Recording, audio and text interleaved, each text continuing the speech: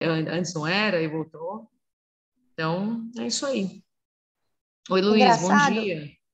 bom dia. Engraçado que ouvindo você falar, eu me lembrei aqui da carta, né, do Larry Fink desse ano, onde ele falou para a gente que é um novo modelo de capitalismo, né? Aí achei muito interessante que ele fala assim, olha, não é uma questão de justiça social, não é uma questão de política, não é uma questão de ideologia, é o novo desenho do capitalismo. Eu achei tão impactante isso que ele falou, né?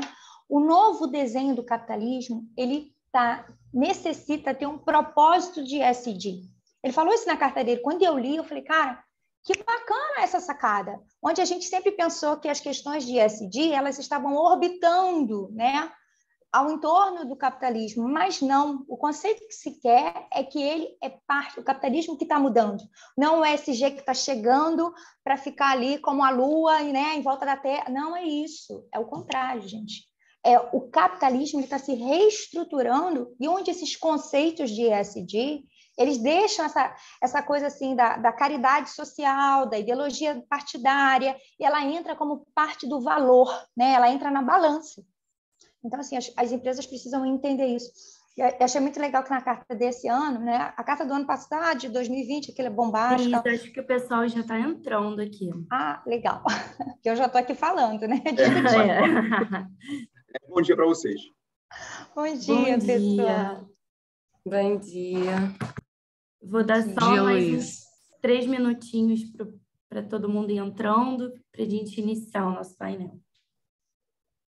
Beleza. E o chat a gente consegue ver, né?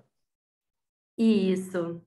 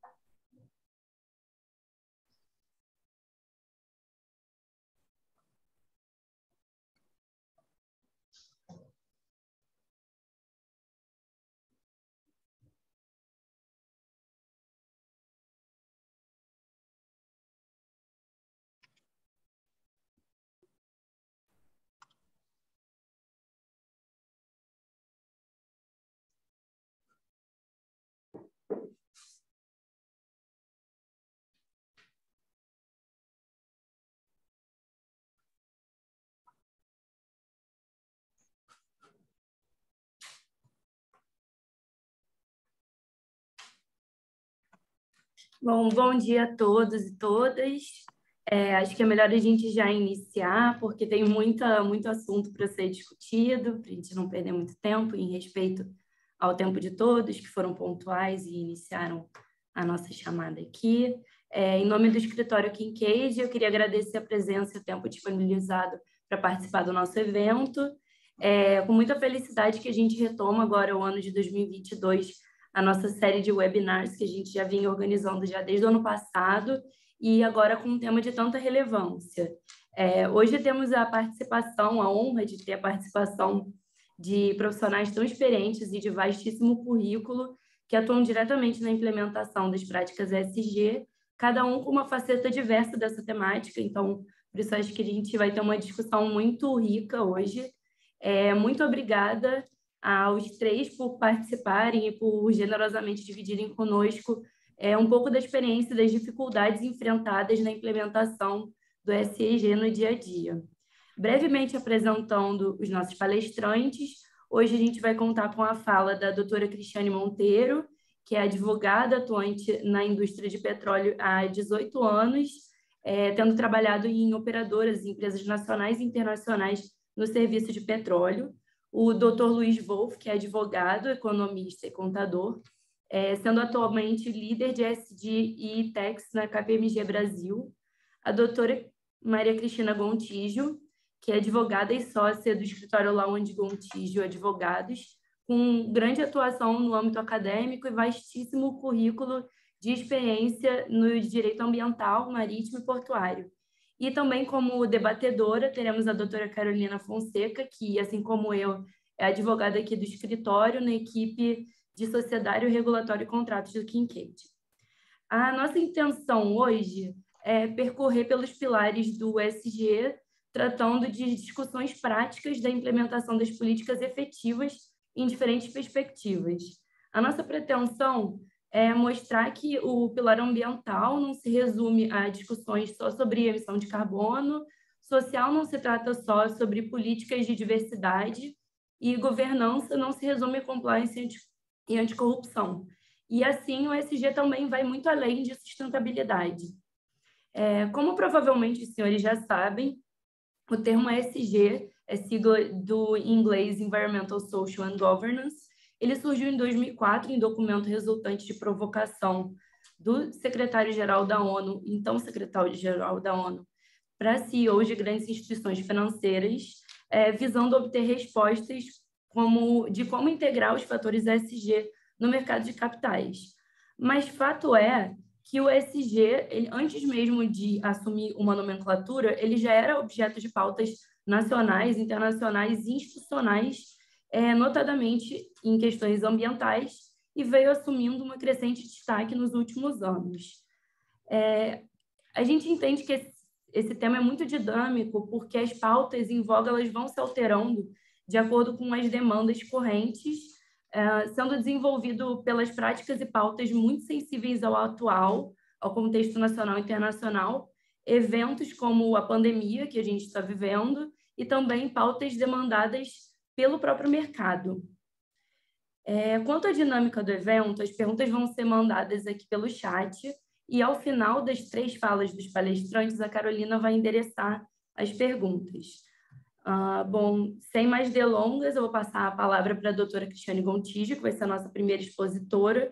Ela é advogada especialista de Direito Ambiental e Direito do Petróleo pela Universidade Cândido Mendes, Gestão Ambiental pelo Programa das Nações Unidas do Meio Ambiente, mestre em Políticas Públicas pela Universidade Estadual do Norte Fluminense, atuante, como já mencionei, na indústria de petróleo há 18 anos, tendo trabalhado em operadoras e empresas nacionais e internacionais em serviços de petróleo. Hoje, a doutora Cristiane vai trazer discussões sobre temas ambientais no ESG e a sua experiência nesse sentido. Obrigada, doutora Cristiane, pela disponibilidade, e a palavra é sua. Bom, pessoal, bom dia. Primeiro, eu quero agradecer ao escritório Kincaid pela oportunidade, a todos vocês que estão aqui nos assistindo. Fico muito feliz quando eu recebo um convite para falar desse tema. Eu sou uma entusiasta do tema, né? E, assim, a gente está trabalhando muito nesse tema, porque é muito mais uma questão, né? Não é um tema de moda, né? É uma questão de propósito. Eu acho que esse é o ponto que a gente tem que colocar, né? E falar de ESG, falar de gestão ambiental, e não só ambiental, mas também da questão da responsabilidade social e do compliance, né? Dentro das grandes organizações, é sempre um desafio. Eu sempre brinco aqui, como já foi dito, eu estou há 18 anos trabalhando, dedicada à indústria do petróleo, e é uma indústria de muitos desafios, principalmente quando a gente pensa na questão da temática ambiental. Só que eu acho que hoje a gente não pensa apenas ambientalmente, a gente pensa em sustentabilidade.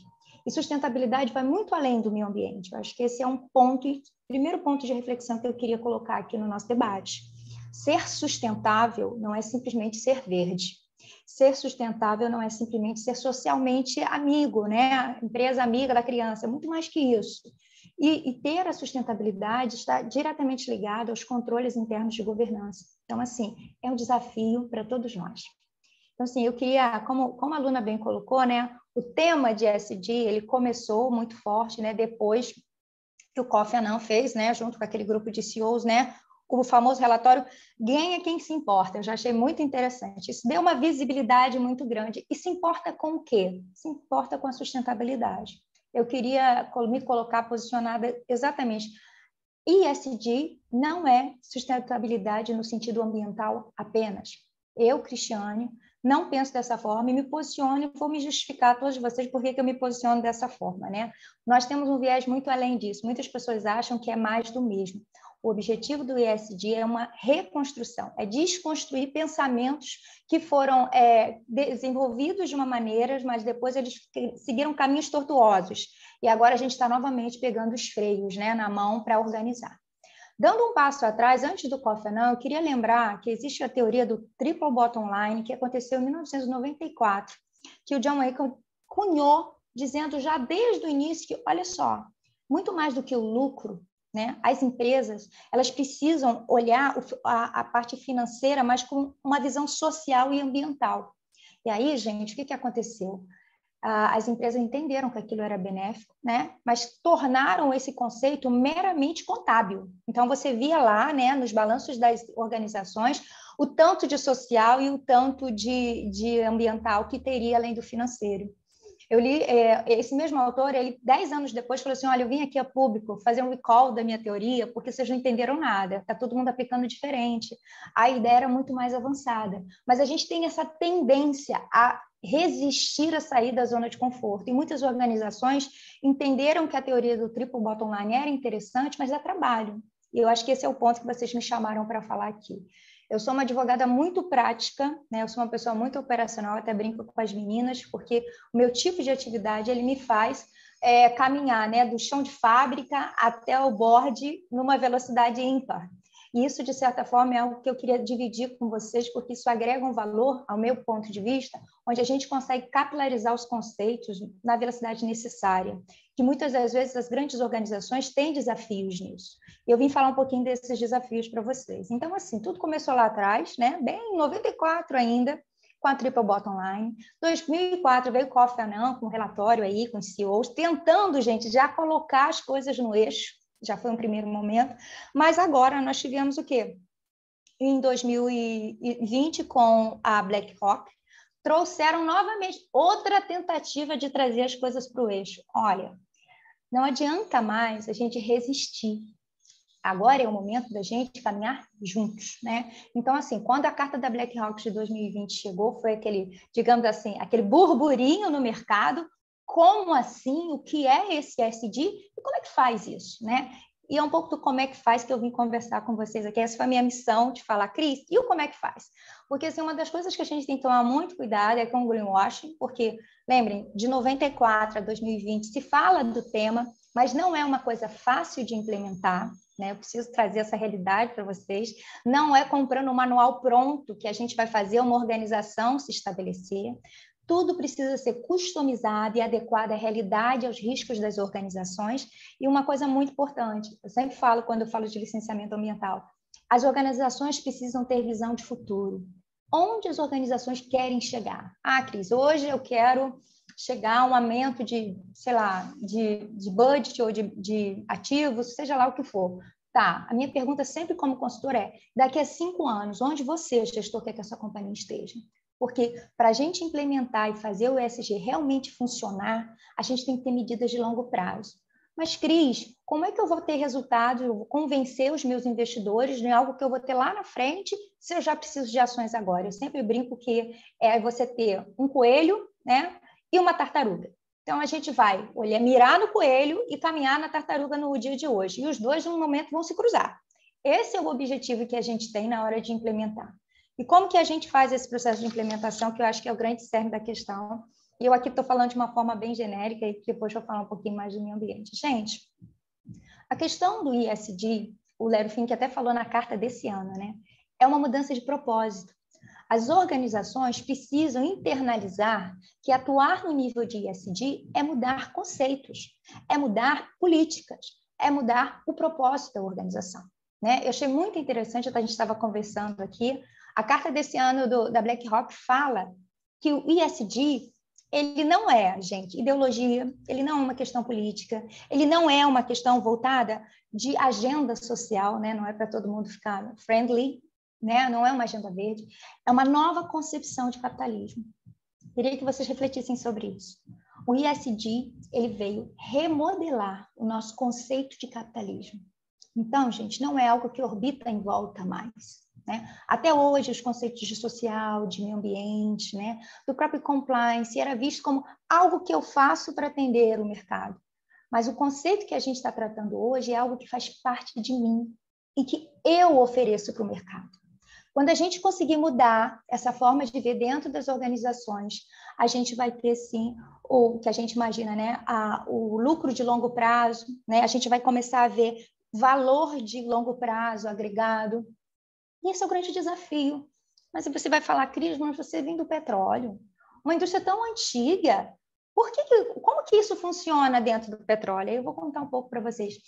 A Sônia Favaretto, ela fala uma frase que eu adoro e que eu falei até no seminário que a gente teve juntos, que é vivi para ver.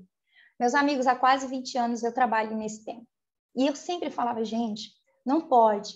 Quantas ações são tomadas, muitas vezes, impulsionadas por requisitos legais e impulsionadas por fiscalizações, e isso, gente, parece que fica sempre no plano da base, ali na base da pirâmide. Esse assunto não subia. O que eu sempre ouvi nas organizações é, Cris, as coisas têm que vir top-down. Mas talvez a gente esteja no momento da gente fazer um gap análise dentro das organizações e olhar para baixo. Porque eu vejo em muitas organizações ações sendo realizadas que podem, sim, servir de link para desenvolver o pessoal de cima, né? A alta direção. Muitas das vezes é vendido que a gente faz, por exemplo, um programa de gerenciamento de resíduo porque tem um órgão ambiental me cobrando, e sem aquilo eu não tenho uma licença ambiental, e sem a licença ambiental eu não consigo operar o meu sistema. Ok, será que é só isso mesmo? Será que esse programa, esse processo todo, empresas investem fortunas no programa de gerenciamento de resíduos? Será que a gente vai sempre ficar no reativo? Será que esse programa nunca pode trazer algo proativo para dentro da organização? Eu, Cristiane, particularmente, fiquei nesses últimos 20 anos me questionando nisso. Não posso ter tanto trabalho, os investidores colocando dinheiro, a alta direção monitorando processos que eram meramente reativos. Já é o momento da gente fazer essa mudança. Então, eu brinco sempre que eu também vivi para ver e estou muito feliz de ver, porque o conceito de ESG, ele vem falando, olha, tudo isso que você está fazendo aí, ele pode ser visto de uma outra ótica, de repente de uma forma mais proativa e menos reativa. E, às vezes, gente, o link do reativo para o proativo é muito pequeno, porque, geralmente, as grandes organizações, e aí, eu, né, falando das organizações que eu estou habituada a trabalhar, elas já têm macroestruturas, elas já têm estruturas desenhadas, muitas das vezes, por força de requerimento legal, mas que já estão estabelecidas. Então, assim, não é simplesmente fazer uma ação pontual, mas é aquilo que a gente falou, internalizar, né? Eu queria dar um exemplo aqui. Fiz um treinamento com uma empresa em que a gente foi falar de cultura, né? O que é cultura, gente? Cultura é algo tão inerente que qualquer pessoa consegue perceber, né? Então, se eu falar aqui para vocês agora um exemplo muito simples, né? Guacamole. O que vem na cabeça de vocês? Qual país que vem na cabeça de vocês? Todo mundo vai ligar o guacamole com o México. Quando eu quero falar de uma empresa sustentável, ambientalmente verde, a gente fala aqui o nome de, eu vou falar aqui, perdão, a Natura é uma referência que a gente tem de empresa sustentável. É esse o ponto de vista que o ESG vem te ajudar. É essa transformação, onde você coloca... Eu acho muito engraçado que as pessoas falam, está no DNA. Eu fico meio desconfiada com o DNA. Eu prefiro dizer que está no coração ou está no cérebro da companhia. Porque eu acho que a gente hoje, estruturalmente, não tem ainda uma empresa que eu possa dizer para você estar 100%. Estar no DNA, gente, é estar de uma forma tão entranhada, ter uma cultura tão estabelecida que eu acho que não é uma questão das organizações. O próprio ESG está em maturidade ainda. A gente ainda não tem, né? Mas aí, essa ideia que eu queria colocar para vocês, quando a gente pensa em ESG, principalmente nas questões ambientais, é pensar na cultura que você está desenvolvendo, é você trazer aquilo como parte essencial da sua organização. E, Cris, muito bonito, como é que eu faço isso? Vou te dizer, você pode, por exemplo, fazer um bom programa de gerenciamento de resíduos. Em cima desse programa de gerenciamento de resíduos, você associa questões sociais. Em cima dessas questões sociais, você desenvolve seus fornecedores. Em cima do desenvolvimento dos fornecedores, você desenvolve toda a comunidade do entorno. Gente, isso é ESG. É muito mais do que simplesmente ter um indicador de quanto que eu descarto corretamente ou não, ou quanto que eu mando para um órgão ambiental de um relatório atendendo ou não uma condicionante ambiental. É a gente trabalhar com essa visão mesmo de cultura, algo que é cultural, algo que eu faço inerente. Eu não preciso de alguém que vem como um órgão regulador, né, me obrigando a desempenhar. É algo que sai de dentro das organizações.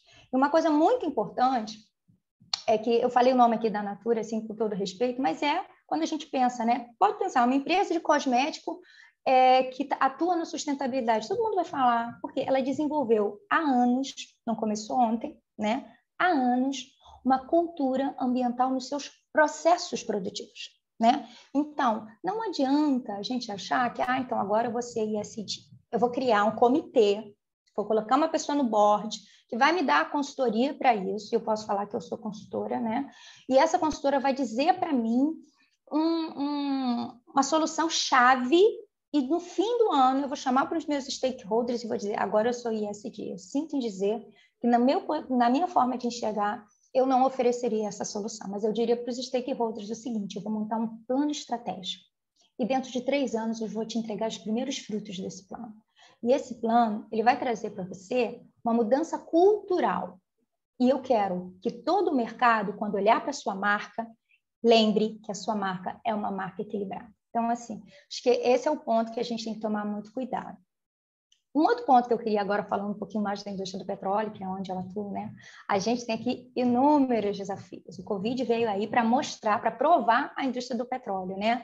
A gente sempre foi, depois dessa questão toda da descarbonização, né? A gente ficou meio um patinho feio da sociedade, mas é uma coisa que a gente não pode esquecer, é que a matriz energética mundial está baseada no petróleo. Então, não é uma solução que vai acontecer de uma hora para outra. A gente não vai dormir num dia e acordar no outro dia ESG. Eu vejo os movimentos, eu participo dos movimentos, e eu vou dizer para vocês, não é apenas um desenvolvimento de política escrita num papel, não é apenas um coração imbuído de vontade que vai mudar e fazer essa transição. Muitos casos, por exemplo, gente, no processo de descarbonização, são desenvolvimento de tecnologias. Há tecnologias que ainda estão sendo maturadas nos laboratórios para que a gente possa atingir as velocidades.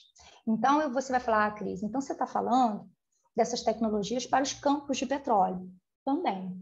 A gente tem que avaliar também o impacto econômico dessas transições. Como que estão os custos dos carros elétricos? A gente aqui no Brasil já tem uma estrutura para absorver isso, né? Para a gente fazer essa compensação. Aí você vai falar, mas Cris, a matriz energética do Brasil tem muito, né, do eletro e tal. Beleza. Mas a gente, estou fazendo um exemplo de uma forma mais abrangente. Eu trabalhei em empresas europeias, empresas americanas, e posso dizer para vocês, existe um organismo interno, que é esse que a gente está falando, da cultura, mas a gente tem que olhar para fora, né? Porque a gente tem que atender a sociedade como um todo, os stakeholders. Então, assim, o meu alerta é muito cuidado com as promessas que a gente faz, porque quando a gente promete, a gente tem que cumprir. Então, assim, é preciso fazer uma análise de risco robusta na implementação de um programa ESG. É preciso conhecer a fundo os stakeholders. É preciso entender as dimensões dos próximos 5 anos, o que a empresa quer fazer, qual o posicionamento de mercado que ela vai fazer. É preciso entender as necessidades locais, né? Dentro do ESG ambiental, a gente tem muita questão regulatória envolvendo, mas hoje a gente também tem muita questão regulatória no social, né? No compliance também. Uma das coisas que eu acho muito interessante é que as pessoas falam do ESG social muito com a visão de projeto social, né? Porque o que a gente está acostumada, lembra lá de 1994 do Triple Bottom Line, né? Então eu vou fazer algo social, aí eu falo, eu faço um projeto social e eu sou uma empresa socialmente, né, competente. Gente, o conceito mudou, lembra? Um novo modelo de capitalismo. A gente, quando fala de social, a gente tem que falar de direito humano. Se vocês pararem para prestar atenção, né, quem tem os advogados como eu, né, a gente que lê o que as cortes internacionais estão julgando, há grandes operadoras de petróleo sendo julgadas em Haia por questões de direitos humanos voltadas para impacto social, para impacto ambiental. Isso tem impacto total no ESG. Então, assim, o que eu queria, a minha fala é para tentar descortinar essa ideia de que a gente comprando um pacote completo, mesmo que serve para uma indústria de petróleo, serve para uma indústria elétrica, então, assim, eu venho aqui, eu tenho uma caixa dos milagres para te entregar. Meus amigos, eu, Cristiane Monteiro, não acredito em milagres nesse formato.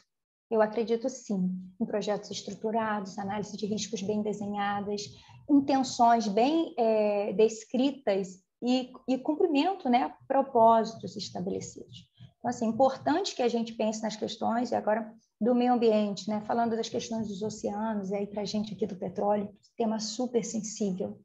A descarbonização dos campos, a questão, gente, descomissionamento de plataformas. Aqui no Brasil, a gente tem um volume enorme de descomissionamento pela frente. E muitos dos descomissionamentos ainda estão, gente, eu brinco, está no laboratório, porque a gente não sabe como fazer.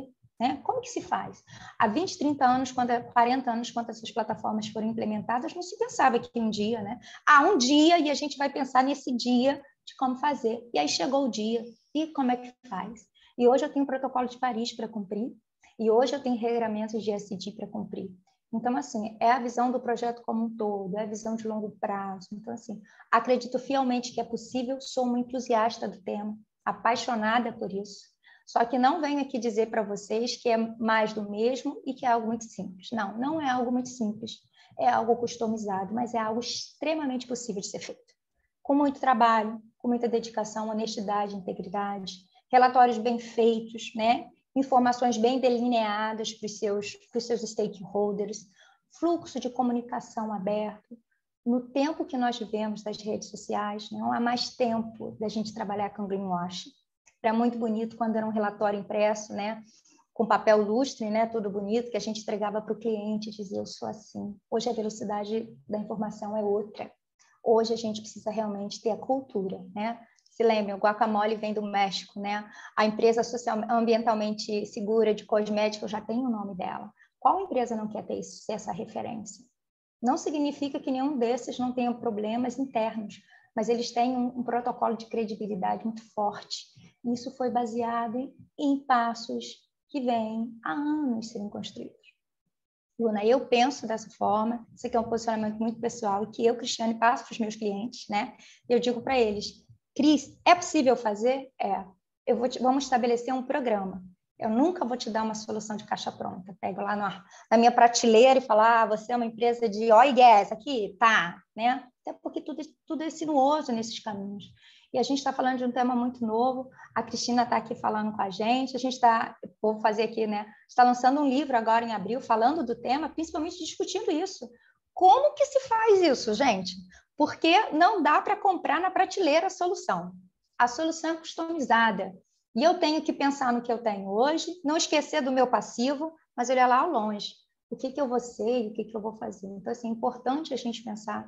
As questões ambientais, elas hoje não estão mais assim, a gente não consegue mais botar nada embaixo do pano, né? As questões ambientais, elas são reguladas, orientadas, comunicadas, né? Um problema ambiental que acontece em um outro país já chega aqui no Brasil com um volume, eu posso falar para vocês, que vem do petróleo, operadoras que têm suas headquarters na Europa, e o reflexo chegava no dia seguinte aqui no Brasil. As minhas ações, os meus acionistas, o que a gente vai fazer, né? A gente tem problemas que às vezes vai perfurar em áreas de preservação ambiental, e o órgão regulador, um permite, um autoriza o processo de compra do bloco, o outro nega a licença, e o stakeholder e a empresa fica no meio. Vocês sabem que isso é um caso real que aconteceu aqui no Brasil, né? Um caso clássico. Participei dessa empresa, posso falar para vocês que desafio é você colocar isso em prática, né? Então, assim, não sei se eu consegui, Luna, ser muito clara, mas, assim, embora todo esse cenário, eu acredito que eu vivi para ver. E só de saber que hoje o tema de ESG, ele senta na mesa do board, ele tem voz no board. Gente, isso para mim, que estou há 20 anos lá no chão de fábrica, tentando ecoar, gente, isso é fenomenal. E acho que as empresas agora, acredito sim, que elas com essa voz ecoando no board, eles vão se encontrar, gente, com as vozes que estão no chão de fábrica. E o caminho fica muito mais curto. A gente consegue fazer. É só alinhar, é só ter propósito, é só desenvolver o projeto, o risco, a cultura, e vai dar certo. É isso, Luna. Eu espero que eu tenha contribuído com vocês. Com certeza. Muito obrigada. Eu achei a sua fala muito, muito realista, né? Você traz a realidade de que não existe um modelo, uma receita de bolo para ser seguida, porque muitas vezes a gente vê as empresas chegando e perguntando, tá, mas como é que eu faço isso para, no final do ano, eu entregar uma solução? E não é assim. E eu anotei muitas coisas aqui, vou levar, realmente aprendi muito. E essa questão da nova concepção do capitalismo é a realidade, que para você sobreviver no mercado, agora você tem que pensar em ESG, não é um plus, agora é sobrevivência mesmo. E tem que se pautar na transparência. Então, acho que é exatamente isso que você diz, trabalhos customizados e transparentes. Agora, muito obrigada. Passando agora a fala para o Dr. Luiz Wolff, que é advogado, economista, contador, sendo atualmente líder de ESG e Tax na KPMG Brasil.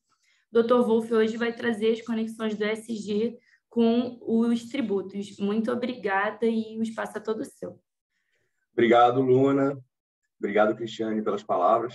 Foi curioso, né, Luna? Você vai lembrar que quando a gente fez um bate-papo de alinhamento, todo mundo é tão empolgado com o tema que era para ser um bate-papo de 15 minutos e estouramos fácil o tempo, porque assim, todo mundo aqui é apaixonado de alguma forma por trabalhar com ESG. Porque, agora falando especificamente do meu caso, eu sou um cara que trabalho com tax desde sempre, desde 1999, quando comecei minha carreira como trainee, né? Tax é aquela coisa clássica, crédito de PIS e COFINS, dedutividade de despesas. Então, é tão mais gostoso quando você coloca um propósito, uma missão por trás disso. E isso não é papo de sonhador. A Cristiane deixou isso bem claro. Assim, não é aquele negócio do "you may say I'm a dreamer, but I'm not the only one". Não, não.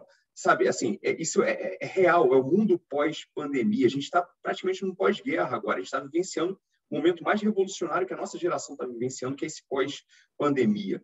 E aí vocês devem estar pensando, poxa, por que vai ser diferente dessa vez? Né?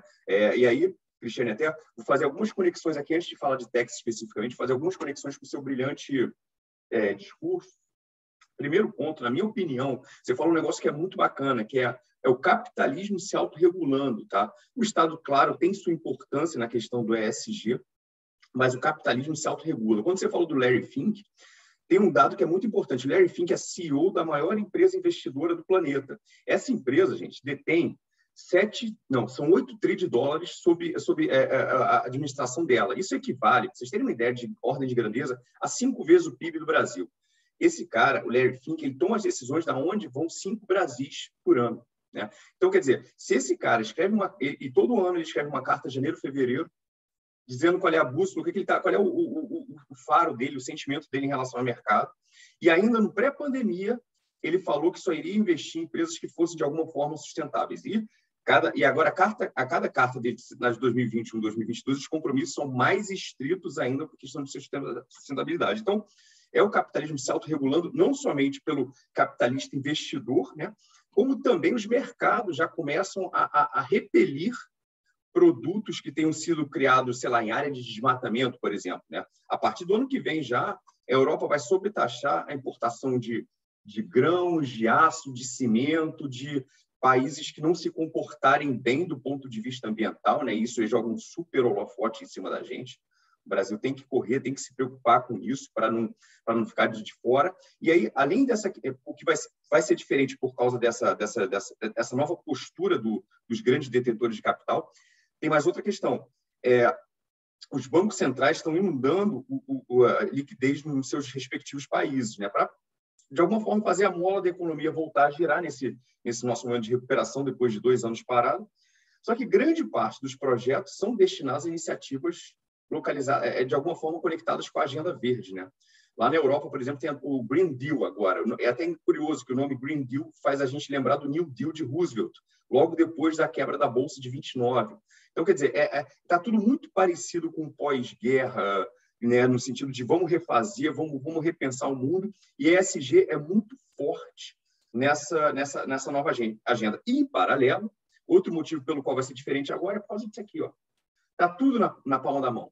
O cancelamento é real. Qualquer empresa que tenha um discurso, que eu sou aceito a minoria, não, aquela história bonitinha, mas na prática tem, sei lá, piada interna com um colaborador que seja negro, enfim. Isso está na palma da mão, vai ser cancelado. As pessoas, o cancelamento é real. Então, chega tudo muito rápido, a informação é muito rápida, e as empresas têm que ter políticas reais de evitarem esse tipo de problema. Né? Tanto é que, quando nesse nosso bate-papo de alinhamento, há umas 2, 3, 4 semanas, não me lembro exatamente quando foi, assim, eu prometo, gente, a gente não vai falar exato, o podcast for. Eu prometo que a gente não vai cobrir as questões do S, mas o S especificamente dá para fazer um webinar de 2 dias aqui. Né? Se a gente começa a falar de diversidade, de assédio moral, de questões atinentes à homofobia, diversidade no ambiente de trabalho, diversidade de conceito, acabou, assim, esquece o nosso foco de hoje, né? E prometo, eu não vou levar o nosso bate-papo para o S, senão eu saio do foco daqui. Mas, assim, e o cancelamento ele acontece muito, especialmente quando o S é desrespeitado de alguma forma, porque a comunicação é muito instantânea hoje em dia. Então, pessoal, assim, Cristiane, eu tô meio que usando a tua brilhante fala como ponte para algumas questões, assim. ESG saiu realmente do imaginário, da teoria e é prática. A gente tem... Eu sou um cara de 46 anos. Eu lembro quando eu entrei como trainee, tinha trote com trainee, especialmente com trainee que tivesse uma orientação sexual diferente. Caramba, gente, se isso acontece agora, é a primeira página do Valor no dia seguinte, né? Então, assim, assim, outra coisa importante, a cada dia que passa, está saindo do mercado, está se aposentando um profissional da velha geração e entrando um profissional com uma nova cabeça, de uma nova realidade, né, vindo de um mundo totalmente diferente. Então, a revolução está acontecendo agora diante de nossos olhos. E eles vão falar, beleza, Wolf, em primeiro lugar, se apresenta, quem é você? Então, vamos lá. Eu trabalho com Tex, né? Estou na KPMG desde 2005, comecei carreira ainda em 1999, como falei para vocês. Trabalhei historicamente sempre com due diligence, né? E aí, a KPMG me mandou para os Estados Unidos, morei lá durante 3 anos pela firma, comecei a travar contato com a temática de ESG lá nos idos de 2016, 2017. Voltei para o Brasil muito forte nesse discurso e aí acabou que eu fui nomeado no ano passado como o nosso líder nacional de ESG de Tex da firma. Tenho falado bastante com muitos clientes nossos a respeito do assunto, publicado artigos, mas enfim. Eu não quero ficar aqui fazendo uma ego-trip, nada do gênero, pelo amor de Deus, é porque o assunto realmente nos encanta, mas aí eu vou falar, e aí, Wolf, tudo bem, mas cadê o ESG com o Tex? Você não falou nada até agora do teu assunto, já estamos aqui batendo papo há 5, 7 minutos. Bom, deixa eu dar um passo para trás. Várias empresas colocam no relatório de sustentabilidade delas que pagam escola para as comunidades ribeirinhas próximas, que tem políticas com a comunidade no entorno. Beleza, bacana que façam isso, e realmente várias delas fazem, não é greenwashing.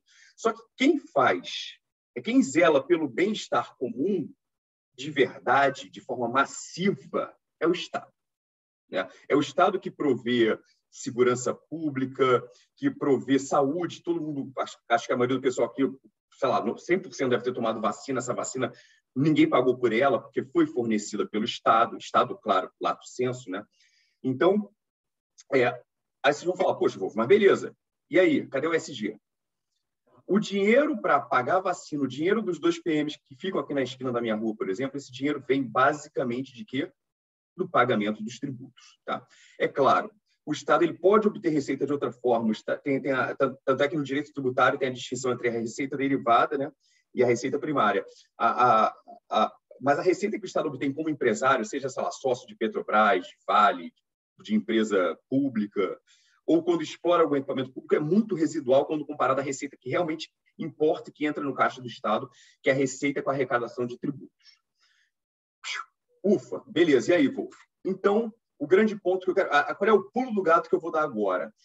Uma empresa que, de alguma forma, tem algum esquema de sonegação fiscal, que tem alguma operação artificial, que usa alguma manipulação de informação, que tem alguma rede de conexões com secretaria, com autoridade fiscal, essa empresa não está pagando a vacina, não está pagando o PM, não está pagando a escola pública da pessoa desfavorecida, do filho da pessoa desfavorecida. Tá?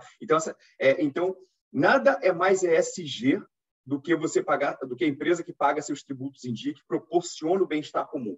Pelo amor de Deus, não vou entrar em briga política, não vou falar, odeio esse papo de polarização política, isso é algo que até é viciante, mas é chato, emburrece, faz perder energia, faz amigo deixar de ser amigo, irmão, sabe, brigar com o irmão, ficar sem se falar em ceia de Natal. Não é esse o lance, tá? Eu estou falando de política em geral, do Estado em geral. O Estado em geral ele é custeado pelo dinheiro do imposto, do tributo. Se uma empresa não está cumprindo de maneira adequada seu quanto, não está pagando adequadamente seu quinhão tributário, ela não está sendo ESG e ponto. Assim, isso, por mais que ela tenha filtro de carbono, ela faça reuso de água, tem um discurso bonito, se ela não está pagando seu tributo, a gente esquece.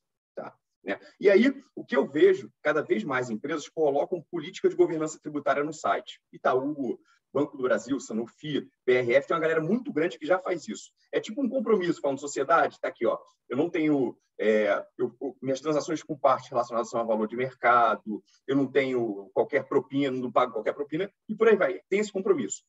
E aí, empresas mais maduras vão além, publicam relatório de transparência fiscal, que é basicamente falar o seguinte, ó, eu tive lucro de 1 bi no ano passado, paguei 80 milhões de tributo. Está aqui. Eu abro isso e coloco isso para o mercado. Normalmente, empresas que fazem isso, tá, são empresas ligadas a setor extrativo, né, seja mineração, seja óleo e gás, ou empresas que são filiais de grandes companhias no exterior. Tá? Aí você fala, pô, mas não é certo que todo mundo faça isso? Ainda não, porque não é obrigatório perante a lei. Você não é obrigado a abrir para a sociedade quando você pagou de tributo. Quem é contador até vai pescar lá na informação pública, vai pegar a DVA, vai pegar a demonstração financeira e vai mais ou menos fazer um cálculo de quanto a empresa pagou em tributo. Só que, ao longo do ano anterior. Só que entregar isso de forma consolidada, por enquanto, quem faz são as empresas que têm, digamos assim, maior... eu não gosto de falar, mas maior culpa perante a sociedade, por serem empresas extrativistas, né? E as empresas que são filiais de grupos lá fora que já fazem isso por conta própria. Porque esse debate ele já é de transparência fiscal, ele é muito mais forte em economias maduras, como vocês podem imaginar. UK, Austrália, já obrigam as empresas a publicarem quanto pagaram de tributos no ano passado de forma pública e disponível em PDF lá no site, qualquer um baixa e vê isso. Ufa! Beleza. E aí... As empresas que fazem isso, os braços de multinacionais que fazem isso, fazem porque a matriz já faz e já está lá fácil de ver. E aí tem uma outra questão que eu queria falar que também tem a ver com a transparência tributária. Para se evitar, existe também um cancelamento dentro do tax, que é o chamado tax shaming. Tax shaming, bom carioquês, seria uma espécie de esculacho fiscal. É literalmente o cancelamento fiscal de empresas que não cumprem, que alocam, por exemplo, todo o seu resultado em paraíso fiscal. Tá? Um mero Google que vocês derem depois do nosso webinar, claro, ninguém vai dar o Google agora em tax shaming, vocês vão achar excelentes exemplos de companhias super conhecidas de vocês que usaram essa estrutura e tem algo que é altamente indesejado hoje em dia, que é manifestante na porta do escritório, carregando cartaz de boicote XYZ, não vou dar o nome aqui, um mero Google vai fazer vocês acharem nomes super conhecidos, boicote não sei o quê, cancele não sei quem, greenwashing, tudo que é assim, é o pesadelo de qualquer CEO a ter que se explicar perante a sociedade quando acontece esse tipo de cancelamento, e já acontece um cancelamento por empresas que têm estruturas de tax um pouco mais liberais, digamos assim. Aí é o chamado tax shaming. Beleza. Então, primeira esquina onde o ESG encontra o tax é nessa questão de ser transparente perante a sociedade, falar, turma, estou pagando os tributos em dia, estou pagando a vacina, e por aí vai.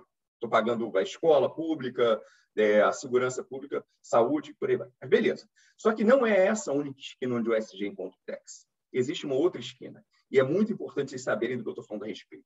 Que é o seguinte, são os incentivos fiscais que permitem a descarbonização. Tá? Dando um passo para trás.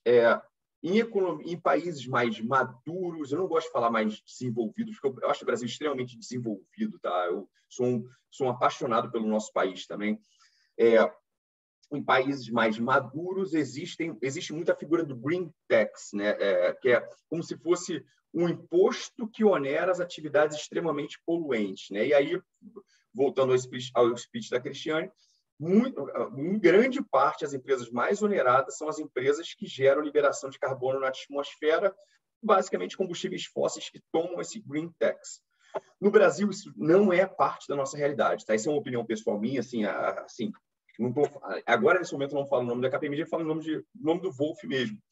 No Brasil, a gente não tem espaço nenhum, no médio prazo, para que se cobre qualquer tributo sobre combustíveis fósseis. Pelo contrário, no Brasil se busca zerar a tributação sobre diesel, sobre gasolina, por um motivo muito, muito, muito simples. Não é porque o governo é carrasco, não tem nada a ver com isso.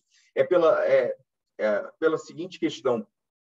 O Brasil depende demais da matriz rodoviária de transporte.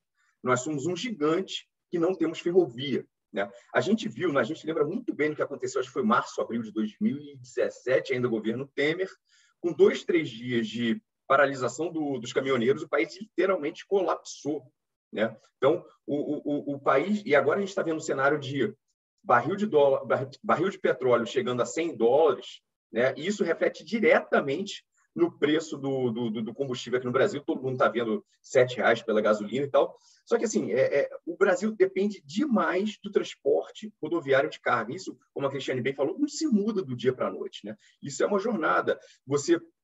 Assim, isso, claro, passa pela construção de ferrovia e passa também pelo fortalecimento de combustíveis alternativos. E aí fica até uma dica para vocês. Outro Google que vocês vão dar depois desse webinar. Tem muita gente que é muito mais capacitada do que eu. Eu sou apenas um curioso, estou longe de ser um cientista, um físico, um engenheiro ou algo assim, pelo amor de Deus. Mas muita gente fala que o carro a etanol ele é muito mais limpo do ponto de vista de emissão de carbono do que o próprio carro elétrico. Tá? Então, deem esse Google. E o Brasil já desenvolveu isso, gente. A gente já tem dentro de casa essa solução para a descarbonização já super testada desde 1980. Né? Então, voltando a falar de incentivos fiscais. E o Brasil tem já alguns incentivos fiscais bem interessantes para as iniciativas voltadas à descarbonização. Vou citar rapidamente dois aqui. Primeiro, a desoneração do imposto de importação para equipamentos de geração de eólica, de solar, até de nuclear, para baterias de lítio. Isso foi publicado agora, 21 de novembro, na semana seguinte à COP26. Tá? O Brasil está caminhando. O Brasil, não, de certa forma, não quer ser um pária, né, não quer ser extra-tributado na Europa a partir do ano que vem. Existe uma preocupação. Tá? Então, existe já essa questão de redução da tributação federal e estadual também. Tá? Vários estados já têm ICMS zero para importação de partes destinadas à geração de eólica e de solar. Né? Então, quer dizer, sei lá, uma grande rede de varejo decide fazer uma autoprodução, ela não vai mais ter energia suja nela, ela faz a autoprodução dela via eólica e via solar, ela vai trazer os equipamentos lá de fora alíquota zero. Bom saber disso. Um outro ponto, que não é SG purinho na raiz, mas vira SG purinho, é o seguinte. Existe uma lei, que é a Lei do Bem, ela é de 2005, velhinha pra caramba, e aí ela premia as inovações. Então, se uma empresa cria uma nova tecnologia, um novo processo produtivo para ser menos carbono emissora, um grande exemplo, o Tico estava lendo um dia desses. Agora, em janeiro, a JBS está desenvolvendo um laboratório para fazer uma carne não carne, né? Que vai ter cheiro, textura, sabor de carne, e não vai ser carne de bovina. Vai ser uma carne criada no laboratório, porque, não sei se vocês sabem, mas o segundo maior emissor de carbono na atmosfera é o metano expelido pelo gado. Então, quanto menos gado você cria, se você criar uma carne alternativa que não gere metano, né, você está contribuindo demais com a descarbonização. E aí, essa boa ideia da JBS tem 300 milhões de outras ideias de grandes companhias também, tem 300 milhões de gênios pensando em boas ideias por aí pelo mundo. Isso tudo, se você parar para pensar, isso é inovação. E por ser inovação, pode pegar os benefícios previstos pela Lei do Bem. Claro, tem todo um processo, tem que fazer o pleito junto ao Ministério da Ciência, não é algo tão direto ao ponto, mas é sim, e são benefícios bem interessantes. Tá? Aliás, depois eu vou até compartilhar com um grupo aqui um artigo que eu publiquei na semana passada, justamente falando sobre isso, sobre incentivos fiscais voltados à descarbonização. E, por fim, eu queria falar dois aspectos ainda, tá? Que tem a ver muito mais até com o legal do que com o tax propriamente dito. Primeiro, ter boas relações com autoridades fiscais é fundamental, tá? Eu estou enxergando, eu já trabalho com isso, já falei para vocês há 23 anos, eu enxergo, isso não tem nada a ver com o governo Bolsonaro, já é algo que vem acontecendo já há uns 5, 7 anos no Brasil.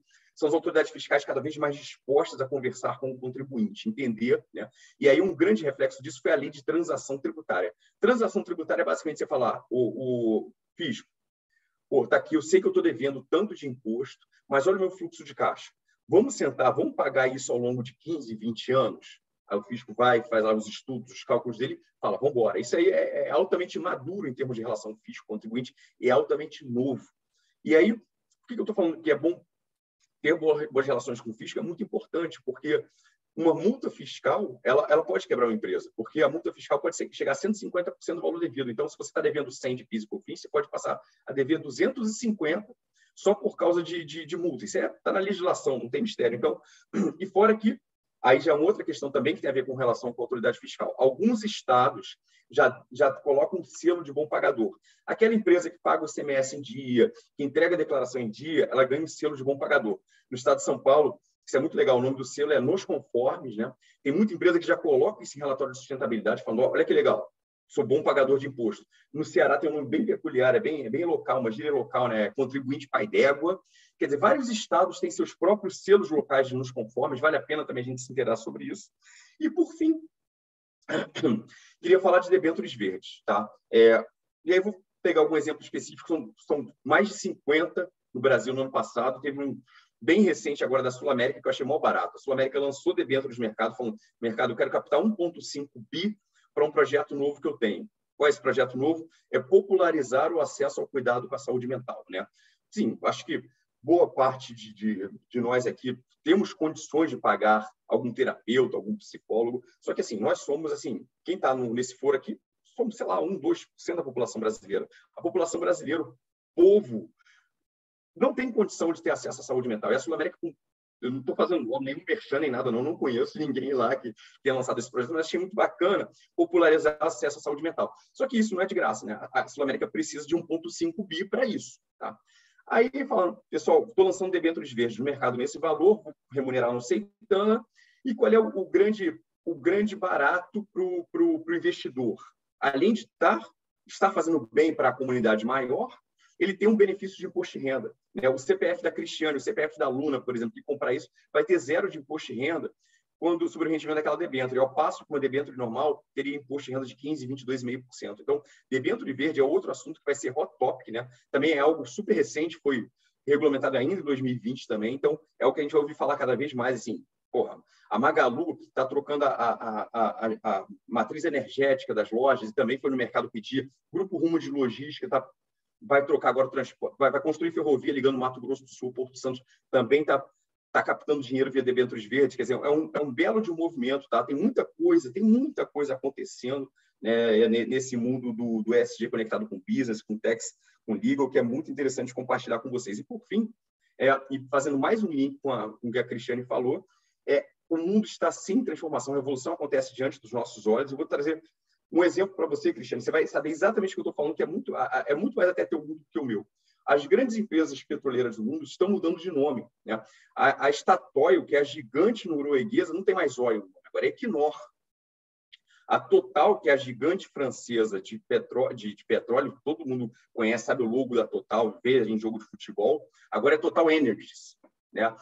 BP, achei genial da BP. A BP era British Petroleum, né? A clássica British Petroleum, empresa da rainha do petróleo. Só que agora, olha que sacada, é Beyond Petroleum, vai além do petróleo.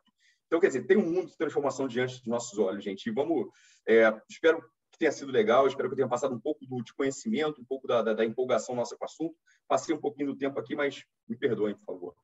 Obrigado. Se a gente pudesse, a gente ficava discutindo isso o dia inteiro, né? Mas muito obrigada.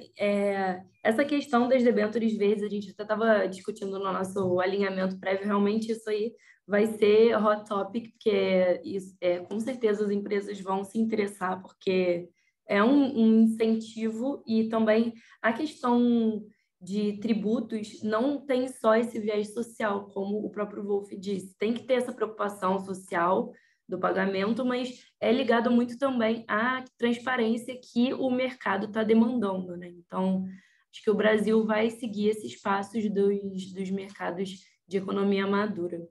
Agora, seguindo para a fala da doutora Maria Cristina Gontijo, que vai trazer hoje a temática do papel dos organismos internacionais e dos organismos estatais nas políticas ESG.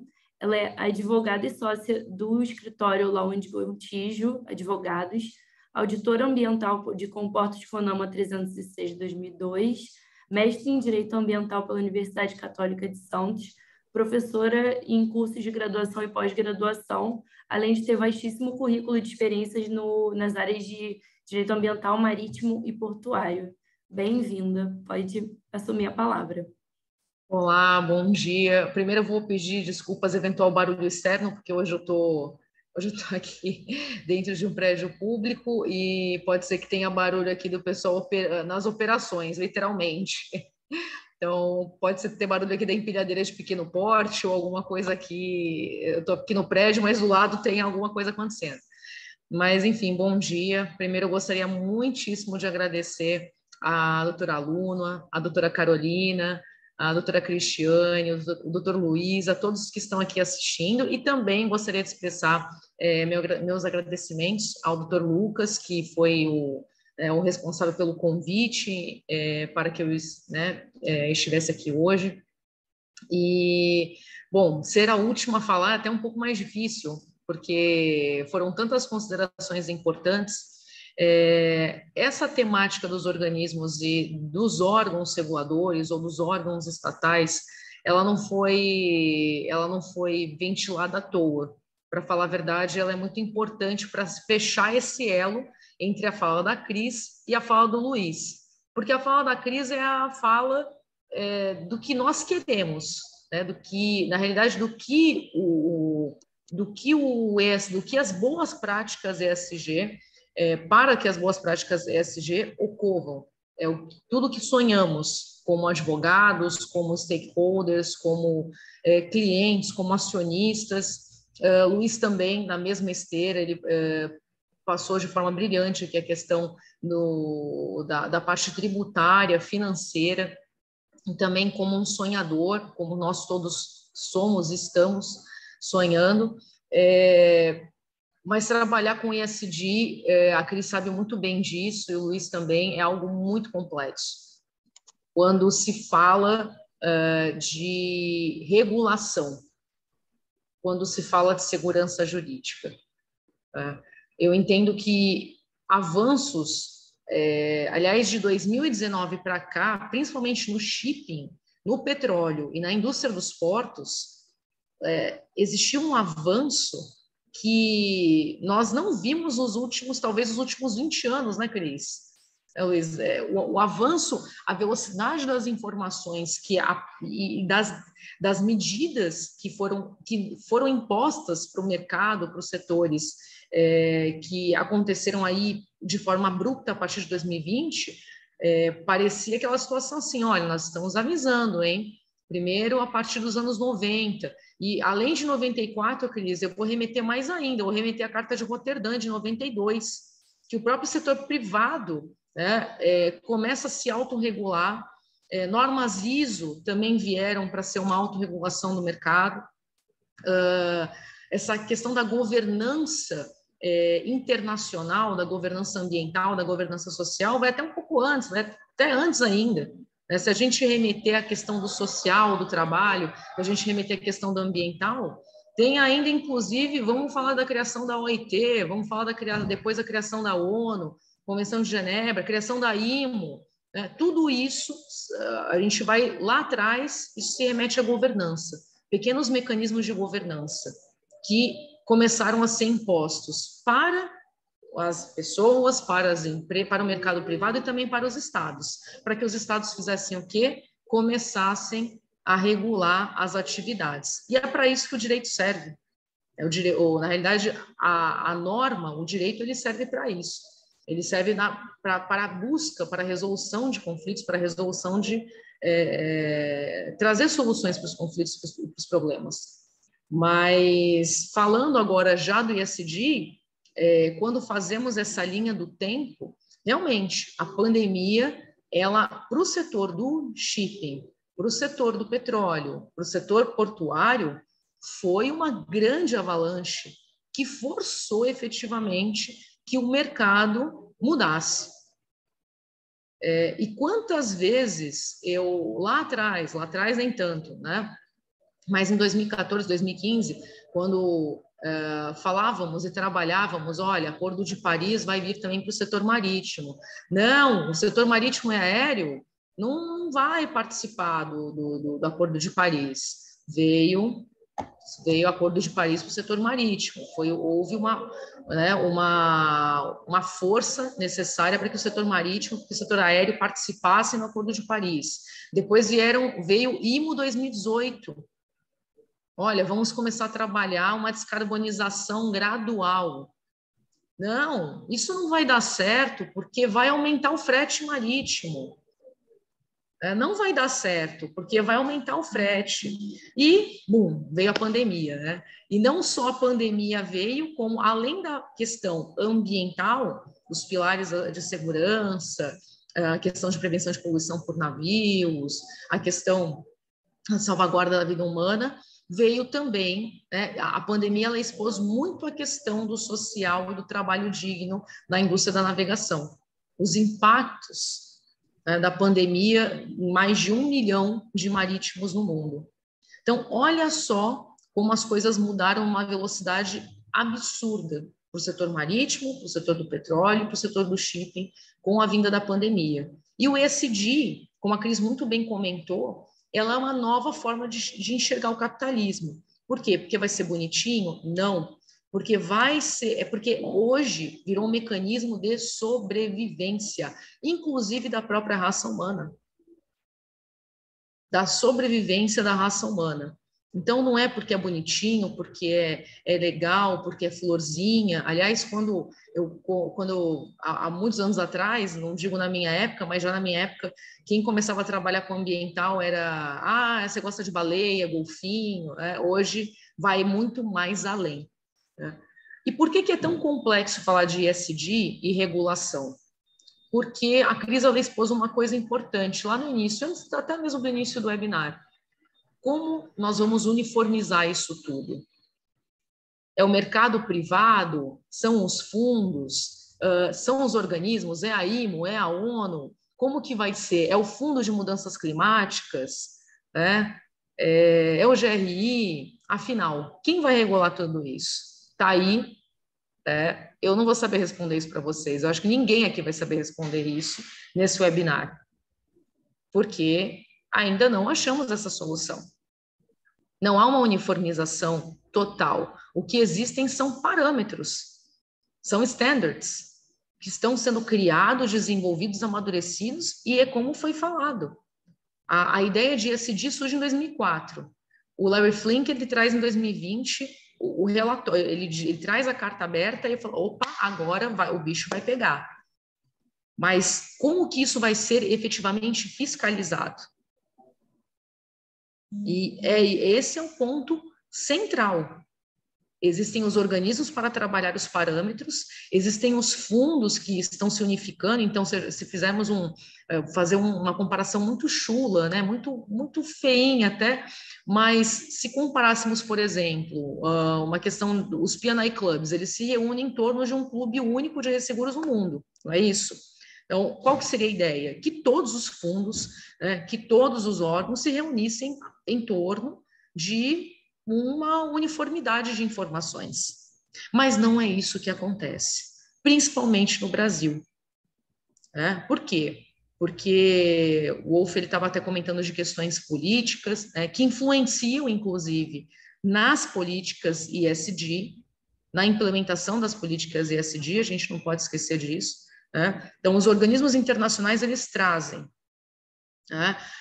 O Brasil, ele ratifica a convenção, o tratado, o Brasil, ele coloca na normativa, né, no direito interno, abraça essa normativa, mas quem efetivamente vai fiscalizar? Executivo, legislativo, na realidade, executivo, que seria para o órgão implementador, mas pode ser o legislativo, é o judiciário que vai fiscalizar, é o Ministério Público.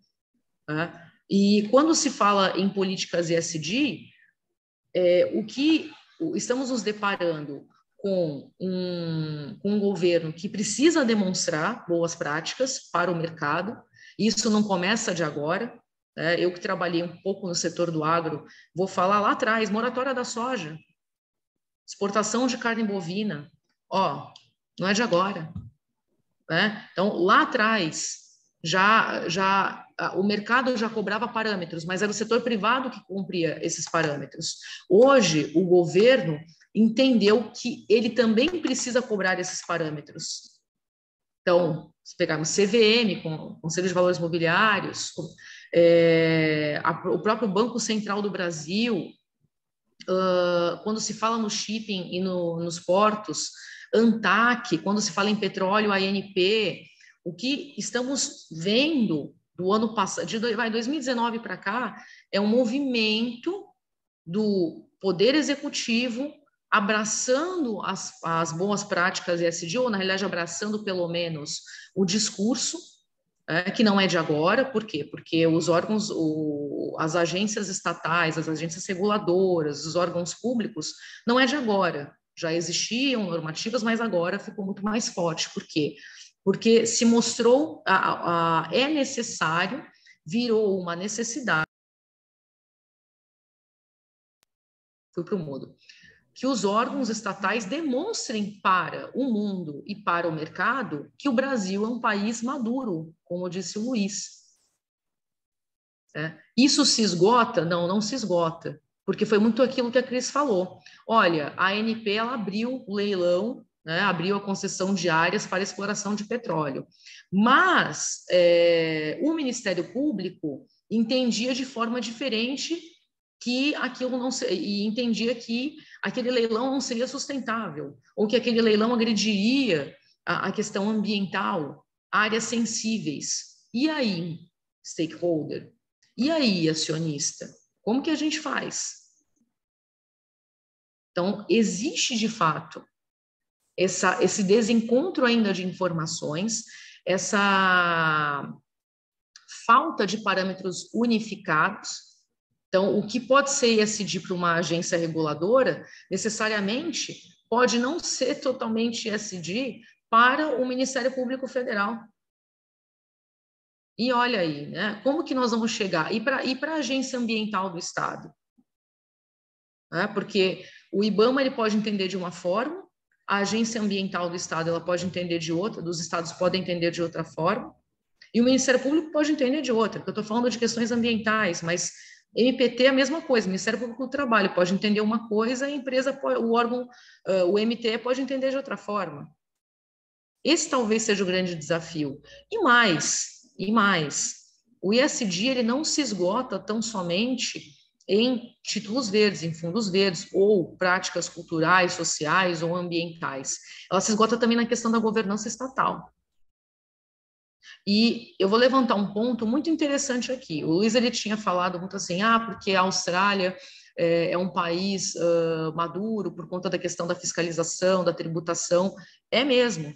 Mas se falarmos, por exemplo, em modelo de governança portuária, o modelo de governança portuária na Austrália está acabando está gerando um oligopólio de mercado.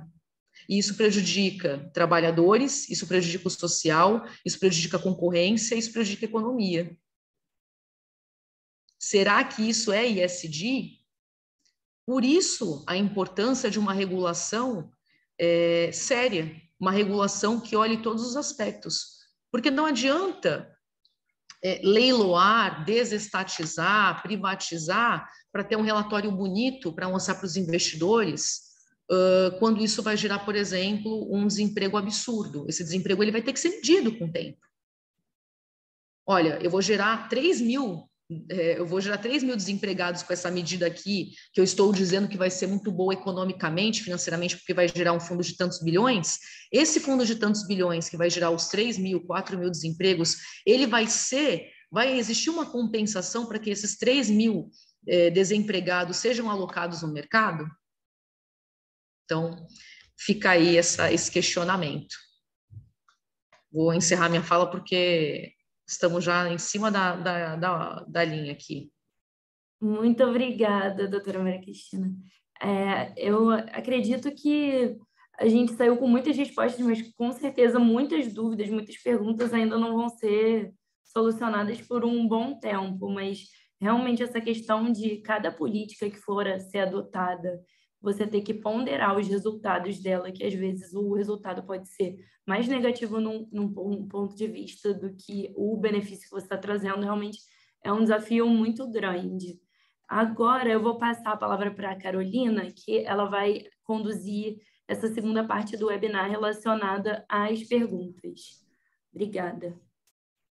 Bom dia a todos. Bom, então, agora dando seguimento ao nosso webinar, vamos dar início a um rápido debate com perguntas endereçadas a cada um dos nossos expositores, seguindo a ordem das apresentações. E, posteriormente, sobrando um tempinho, nós endereçamos as perguntas que foram feitas pelo chat. Então, iniciando com a doutora Cristiane Monteiro. Como sabemos, e como foi mencionado na sua própria exposição, Com a importância das iniciativas de ESG, surge também essa prática conhecida como greenwashing, que você comentou, que se utiliza de táticas de publicidade e comunicação para mascarar os reais impactos das atividades de uma empresa no meio ambiente.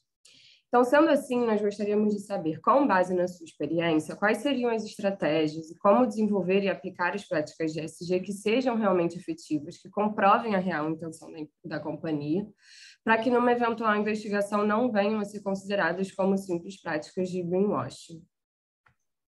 Obrigada, Carolina, pela pergunta. Posso só fazer um link com o que a Maria Cristina falou, porque eu estou aqui em Cócegas e eu preciso falar isso para você, Maria, porque a gente falou assim, só para as pessoas entenderem, antes do webinar, a gente estava num bate-papo aqui, né, entre os expositores, e a gente falou dessa questão da regulação. Uma das coisas que você falou, que eu acredito muito, é que as empresas precisam aprender a gerir riscos. E, geralmente, quando a gente gerencia risco, a gente fala de risco financeiro, né, o risco de margem, né? E quando a gente fala de ESG, gente, é uma matriz de risco gigante. Não se faz ESG sozinho.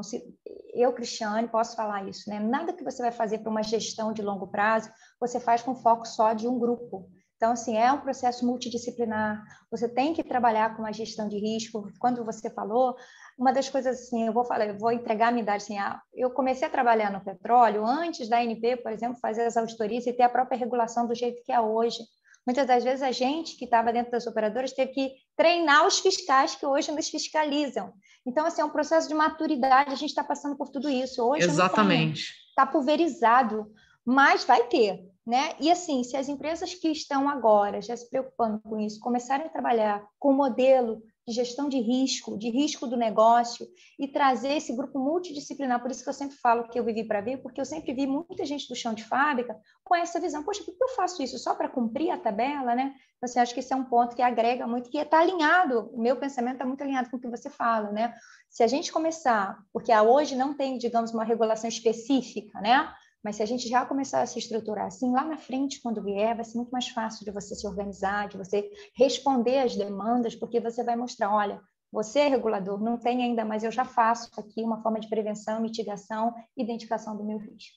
Voltando para a minha pergunta aqui, obrigada, Carol, achei muito legal a ideia do greenwashing, né, gente? Gente, greenwashing tem tudo a ver aqui com o que a gente falou. O Triple Bottom Line veio, né, cheio de boas intenções, e a primeira coisa que fizeram com ele foi desvirtuar para o greenwashing, porque foram os relatórios contábeis, né, que a gente dizia lá, e ali eu acho que foram os embriões do greenwashing, e tem greenwashing até aqui nas nossas falas no debate de ESG, porque muita gente levando a bandeira, eu sou ESG, sempre fui, só consolidou o conceito. Será? Eu vi aqui até no chat umas pessoas falando, ESG e sustentabilidade. Você, poxa, Cris, você é um advogado ambiental? Eu sou uma advogada ambiental, mas eu sou uma advogada antes de tudo, né? Então, eu preciso tratar com os clientes de uma forma honesta.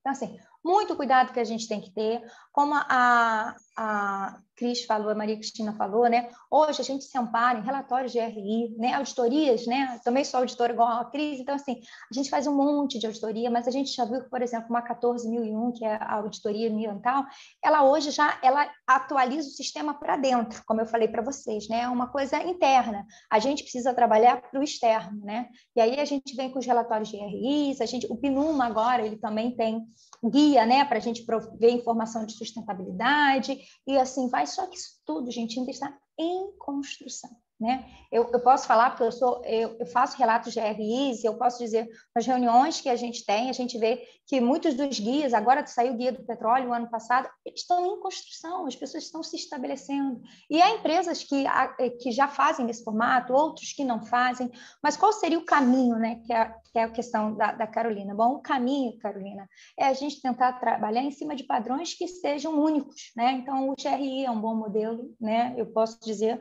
porque conheço, né? A questão de você ter uma chancela externa, né?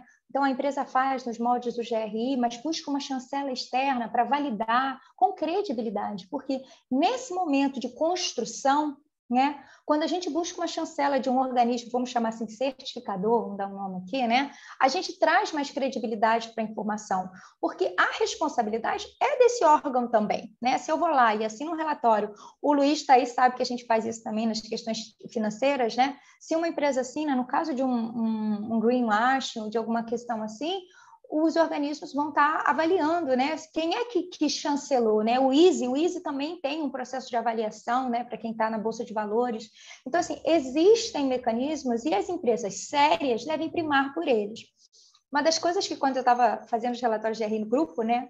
É que eu vi que as empresas mandavam muita gente do marketing. Eu achava assim, falei, poxa, do marketing? Pessoas que eram do departamento de marketing sentavam com a gente para fazer os relatórios, porque a concepção era, cara, quem faz relatório de sustentabilidade é o cara do marketing. E aí, assim, a gente, né, os advogados, as pessoas todas juntas, e a curiosidade que eu tive, por quê? Eu falei, Cristiane, porque ainda tem essa visão de que quem faz esse tipo de relatório é o marketing, que é um relatório do marketing. Não, o relatório de sustentabilidade não é um relatório do marketing, eu tenho que contar isso, né, para a alta direção das empresas, é um relatório da alta direção. Né? São eles as pessoas que estão ali. O marketing, de repente, está escrevendo. Só que isso já é, para você ver, Carol, uma das coisas que eu percebi é que ainda há empresas que falam, não, a gente tem que fazer sim. Aí bota a pessoa do marketing que escreve bonito, bota a arara voando, como eu estava brincando aqui com as pessoas, né? Gente, não temos mais espaço para esse tipo de colocação. E um segundo ponto que eu acho interessante, como a gente está falando do setor em que, né, o próprio mercado se regula, gente, os consumidores, eles estão extremamente atentos. Gente, eu olhando assim, né, o IDEC, ele fez pesquisas sobre materiais, né, nos supermercados de São Paulo, e 75% das embalagens era greenwashing. Olha só. Aí eu entendo como o autor da Triple Bottom Line voltou 10 anos depois e falou, gente, espera aí que vocês não entenderam nada. Deve dar uma tristeza mesmo, assim, porque a pessoa desenvolve uma teoria com uma visão e a gente vai lá e deturpa o processo. O que eu peço realmente, que eu acredito, é que nós, profissionais que estamos atuando em ESG, nós não vamos permitir que os conceitos sejam deturpados. Porque aí realmente é melhor você chamar de qualquer outra coisa menos ESG, porque eu acho que é um risco muito grande para a empresa. Né? Uma empresa se posicionar dessa forma no mercado, dizer, eu sou ESG, aí você pega um relatório banhado de greenwashing, né? E você, enquanto advogado, vai ter que sustentar aquilo. Será mesmo que nós vamos orientar os nossos clientes? Não é melhor eu fazer algo menor, mais consistente, com propósito, com cultura? Cada um vai ter, fazendo uma análise de risco bem balanceada para entender o que os stakeholders precisam, o que eu posso apresentar. Se eu não posso fazer de imediato, eu digo em quanto tempo eu vou fazer. Investimento contínuo, né? Então, assim, eu acho que a questão do greenwashing é um perigo, mas o Luiz falou, né? A gente até falou assim, a velocidade da informação hoje é outra, não se sustenta. Antigamente, a gente ficava 1 ano esperando o relatório de sustentabilidade para saber o que a empresa fez. Hoje não precisa mais disso, gente. Hoje a gente quer saber, hoje vários organismos estão de olho nos mesmos temas e não dá para contar a história para um e uma outra versão para o outro, né? Então, assim, eu acho que o greenwashing, realmente, quem escolhe esse caminho, ele está perdendo uma excelente oportunidade, que é usar o seu tempo para fazer a coisa certa. Assim, eu penso dessa forma, Carolina, e oriento os meus clientes dessa maneira. Devagar, sustentável, né? Quando eu falo sustentável, é realmente um passo de cada vez, mas que eu não preciso refazer. Às vezes a gente quer correr uma maratona, no meio do caminho eu tenho que parar e caminhar tudo para trás, porque eu fiz tudo mal feito. Então, assim, acho que o mercado está muito mais preocupado se você vai entregar algo sustentável. O Wolf falou da Total, trabalhei para a Total, eu posso dizer. Ela, o ano passado, mudou o nome dela para Energy. Mas o programa de estruturação da companhia para fazer essa transição e levar para o mercado, que ela é Energy, vem há muito tempo sendo construído. Então, assim, quando a gente vê, né, o Wolf falou, não é simplesmente uma questão de marketing, trocou o logo, né? Petróleo para o Energy. Não. Internamente, eu posso falar, as organizações trabalham, elas vêm gerando aquilo, organizando os processos. Por isso, sustentável. Ah, Cris, mas isso está isento de falha? Não está. Nada nessa vida é isento de falha. Mas, pelo menos, você consegue entregar para o seu stakeholder algo consistente e dizer, olha, tomei essa decisão baseada nisso, nisso, nisso. Por isso, eu, Cristiane, sou muito favorável à análise de risco. Então, assim, a gente tem que trabalhar com isso. Carol, espero que eu tenha respondido a sua pergunta. Sim, com certeza. Excelente. Os esclarecimentos foram muito bons. Então, muito obrigada, Cristiane. Nossa próxima pergunta, então, será endereçada para o Dr. Luiz Wolf, que, como ele mesmo comentou, né, a gente tem visto esse crescimento significativo do mercado de debêntures verdes, especialmente para financiamento desses projetos que ele exemplificou. Então, a gente gostaria de ouvir a sua opinião sobre os impactos e os benefícios da adoção dessa prática, não somente a curto prazo, né, já que é uma forma de você captar recursos, mas também a longo prazo, né? Ou seja, como você entende que esse tipo de iniciativa pode ser benéfico para as companhias de uma perspectiva mais macro, então, seja em relação aos seus clientes, investidores e demais stakeholders. Beleza. Só que antes de responder, eu quero também voltar Com certeza. que minhas nobres colegas falaram. Eu sou um comentário, tenho certeza que a Cristina e a Cristiane já ouviram muito isso. Assim, tem dois lugares comuns, né? Duas frases que a gente não aguenta mais ouvir no dia a dia do ESG. Uma dessas é que o ESG está no DNA da empresa. Isso é super batido, né? E tem outra, mas essa eu tenho que concordar que é super verdadeira, que ESG não é um ponto, como é que é? É um caminho, não é um caminho. É uma jornada, não é um destino. Quer dizer, então, todo dia você tem que pensar em ESG na companhia. A matriz de risco ela é tão enorme, como a Cristiane falou, que você tem que estar atento o tempo todo. Você não pode falar, sou 100% ESG, tem ESG no DNA e vai lá dormir tranquilo. Não, tem que estar atento, né? Como cantava o Caetano, como canta o Caetano, é preciso estar atento e forte o tempo todo quando se trabalha com ESG. Mas, enfim, falando agora em relação ao seu questionamento, Carolina, cada vez mais empresas vão lançar debênture verde. Semana passada, a Raízen, né, o mega grupo de etanol, lançou debêntures verdes, porque o fato gerador foi bem bacana. Foi para colocar mais mulheres na liderança. Eu não sei quanto que eles estão captando no mercado com esse prisma, né, com esse fato gerador envolvido. Mas, assim, como o escopo ESG ele é bastante vasto, é bastante diverso, né, contempla também a diversidade, cada vez mais empresa vai lançar. E, mais uma vez, o comprador, usei o exemplo da Luna ou da Carolina do Rego, comprando debênture, vão falar, pô, bacana, estou ajudando a Raízen a colocar mais mulheres em cargos de liderança, e, ao mesmo tempo, vocês vão ter o CPFs, tem os benefícios financeiros de redução de imposto, e também as empresas, tá? Se, digamos, o Kincaid de advogados, né, decide comprar alguma debênture qualquer, ele não vai ter que pagar 25% de IR como tem que pagar ordinariamente, né, usualmente, vai pagar 15% somente. Então, isso é um baita de um incentivo para trazer investidores para algo que é tão nobre quanto as debêntures conectadas com os pilares de ESG. Então, vai ser cada vez mais comum, um assunto interessante. Tem banco que já é especializado no lançamento de debênture verde. Assim, tem um amigo meu que ele é especialista disso no Banco Suíço, não sei agora se é o UBS ou o Crédito Suíço, mas é um dos dois, que agora fugiu mesmo. Já é especializado em botar o prospecto junto à CVM, explicando todo o fato gerador, as métricas de atingimento daquilo, qual vai ser a remuneração. Tem tudo já uma cartilha direcionada para aquilo, já tem banco especializado nisso, tem história de advocacia especializado nisso, né? Então, é um belo de um nicho, porque, mais uma vez, contempla a nossa ciência, né? A ciência do direito, com algo muito maior, que é o propósito, que é a missão. E é disso que estamos falando, né? É sobre isso. Obrigado pela pergunta, Carolina. Muito bom. Ótima colocação. Então, para concluir nessa nossa primeira rodada de perguntas, vamos endereçar o próximo questionamento para a doutora Maria Cristina Gontijo. E como falamos, né, principalmente no nosso alinhamento prévio, as autoridades brasileiras elas vêm por força e pressão do próprio mercado, seguindo práticas internacionais e criando, por meio de regulamentos, esses mecanismos de cobrança e obrigatoriedade da adoção das práticas ESG.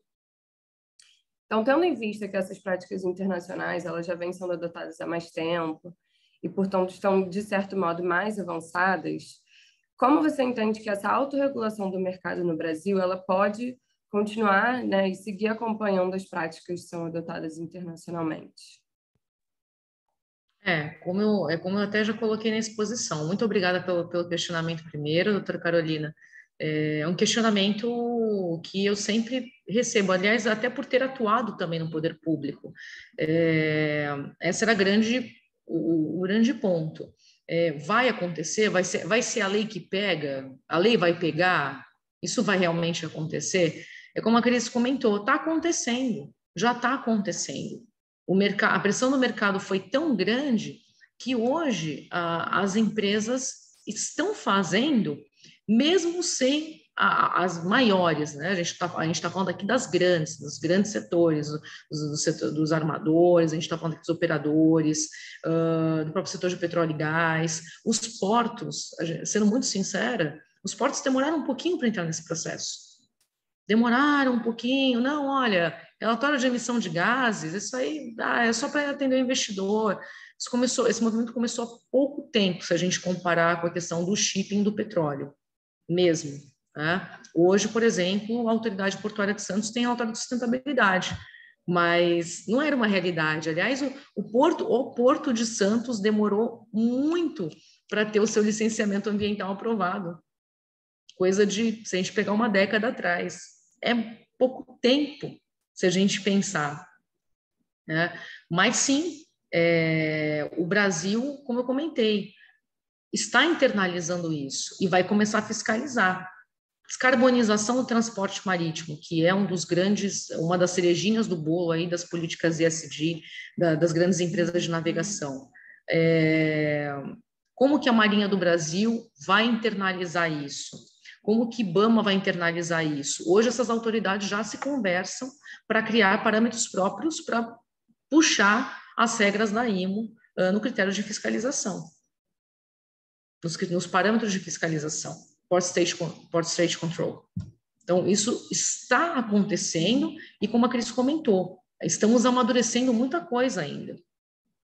E colocando ainda dando força para o que a Cris colocou. Muitas vezes o setor público ele precisa ser treinado por quem está no privado, porque não conhece. Eu vou contar uma situação que aconteceu com uma colega que era head de uma empresa na área de saneamento. Ela propôs um projeto muito, muito, muito melhor do que a agência pediu e muito, muito, muito melhor do que o Ministério Público pediu. O Ministério Público vetou. Era um projeto de saneamento para atender a todo um bairro carente no litoral de São Paulo. O Ministério Público falou que não, porque não entendia daquela forma. Então, esse talvez seja o grande ponto, mas se as 3 esferas de poder entenderem da mesma forma que o mercado, e está acontecendo, principalmente no Poder Executivo e no Legislativo, se o Judiciário abarcar isso de uma forma a abraçar e entender o que é ESG, e como a Cris disse, precisamos fazer acontecer, eu particularmente tenho lutado muito por isso, vai acontecer no Brasil. Já está acontecendo.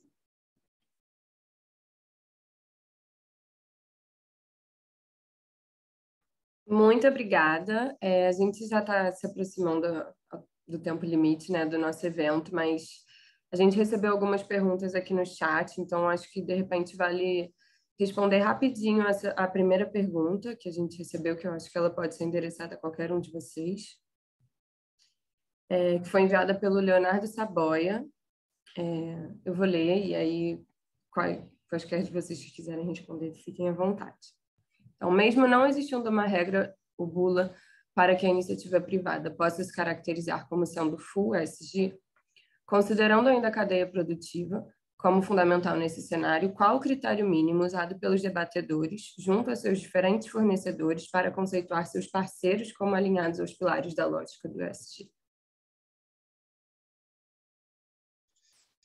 Bom, eu posso dar um pontapé inicial aqui. Foi de pouca brasa para pensar a gente, KPMG, eu acredito que as concorrentes das minhas outras Big Four têm ferramentas específicas de controle de ESG das práticas dos fornecedores da cadeia do supply chain das empresas. Tá? Um breve Google vai fazer a gente achar que vários exemplos de empresa que são grandes, com alta reputação, obviamente não vou citar, não vou queimar o filme de ninguém aqui, mas cuja cadeia de produção tinha práticas análogas à escravidão. Então, isso é um terror, porque isso é cancelamento na veia. E eu falo pela KPMG, a gente tem uma ferramenta que é o TPRM, Third Party Risk Management, né? Que a gente vai em todos os fornecedores e avalia a qualidade das relações trabalhistas e em geral, de diversidade daquelas empresas. Eu acredito que os concorrentes também tenham, mas, assim, tem muita gente que contrata esse serviço de TPRM para poder dormir tranquilo, para não ser cancelado por conta disso. Tá? Esse é meu viés, é meu olhar, minha resposta rápida para o Leonardo Saboia. Vou fazer um complemento aqui, Leonardo. Na indústria do petróleo, o que eu tenho visto já nos últimos anos é o seguinte: o processo de sistema de gestão de fornecedores começou muito impulsionado pela ISO 9001, E hoje é muito interessante, porque os requisitos de gestão de fornecedores, eles não são mais feitos apenas com uma auditoria de gestão desse processo.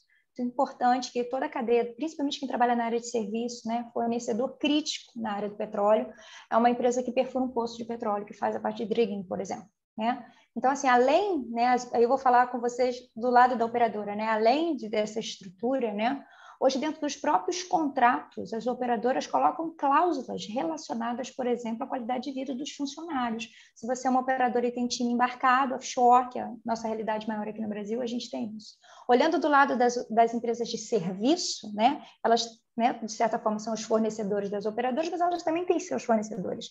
E muitas delas trabalham também avaliando programas, né? Os programas de desenvolvimento, porque, na verdade, a ideia é o desenvolvimento da cadeia como um todo.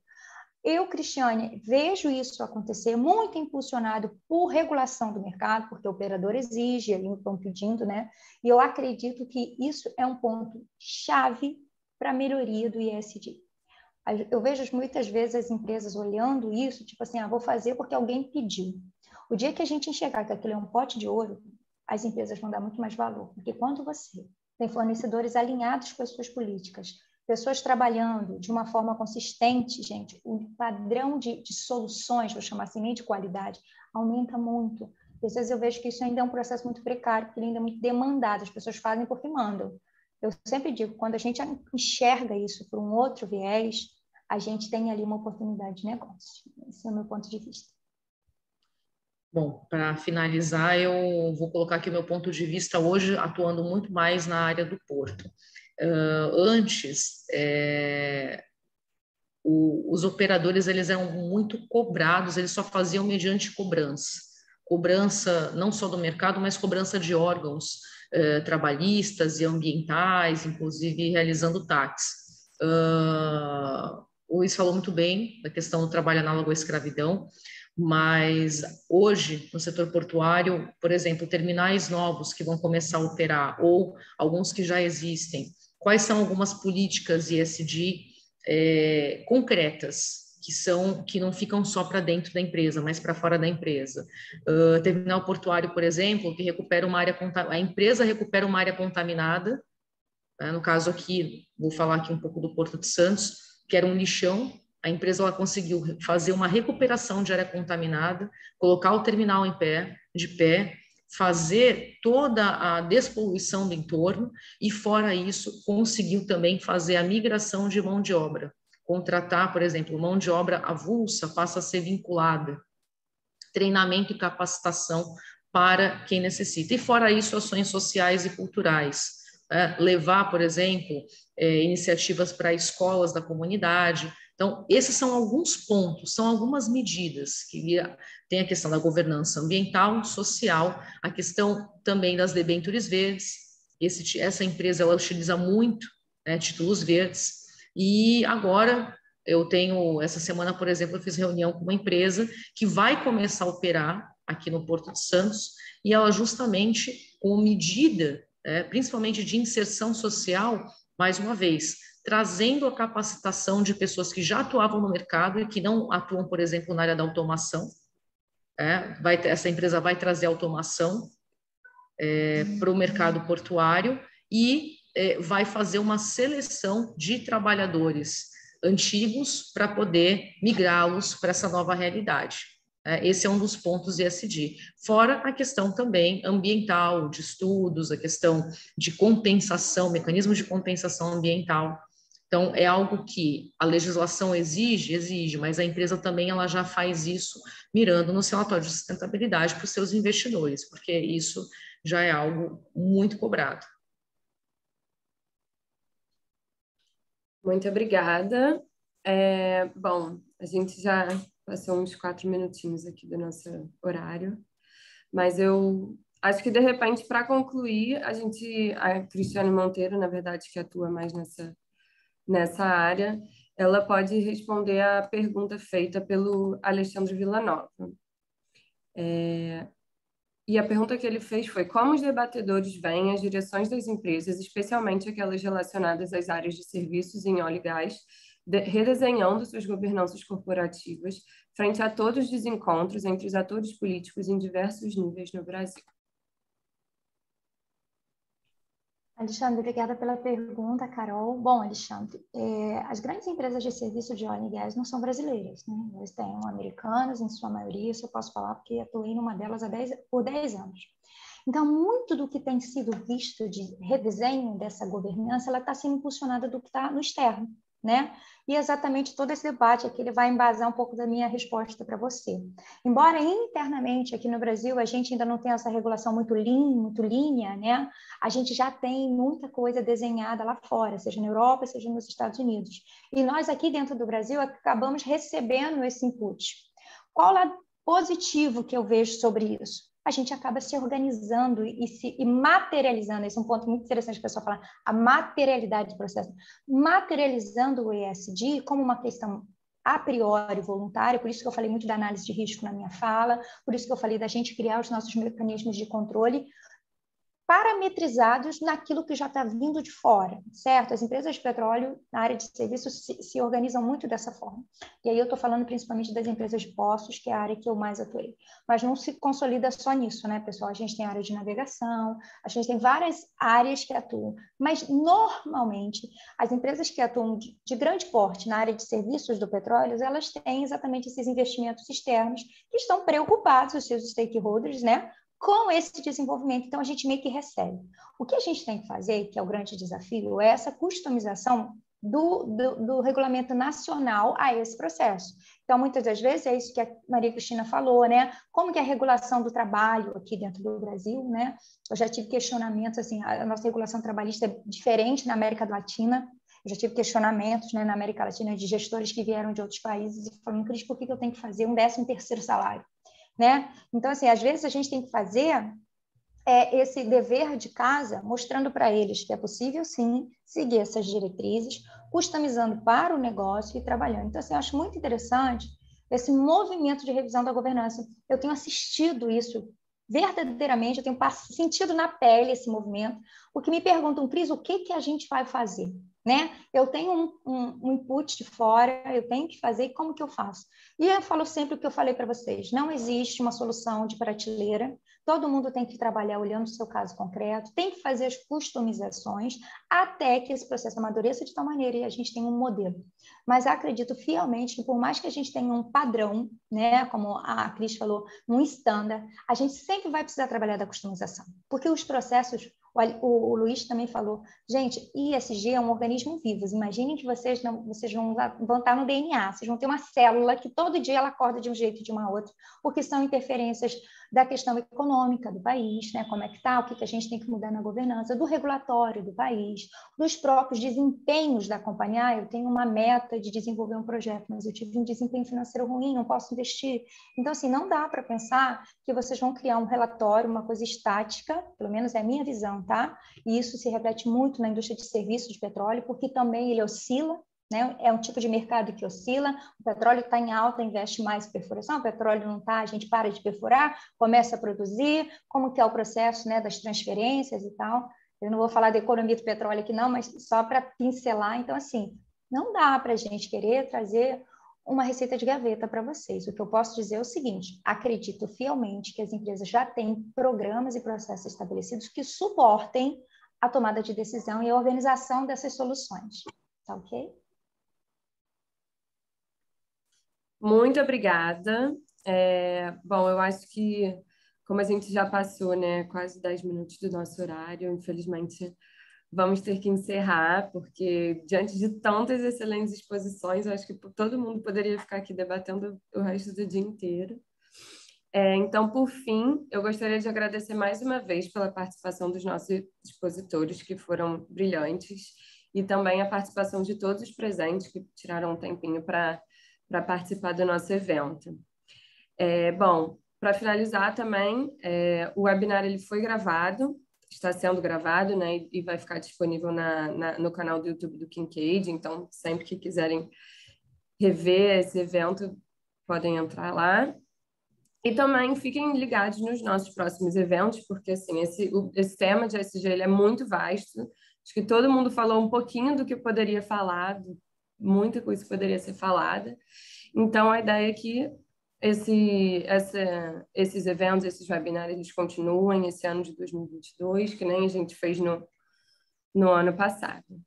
Tá bem? Então, muito obrigada mais uma vez a todos e tenham um excelente dia. Obrigada, pessoal. Bom dia. Obrigada. Obrigada Bom a dia a todos, bom todos. dia a Tchau, todas. tchau. Ótima semana.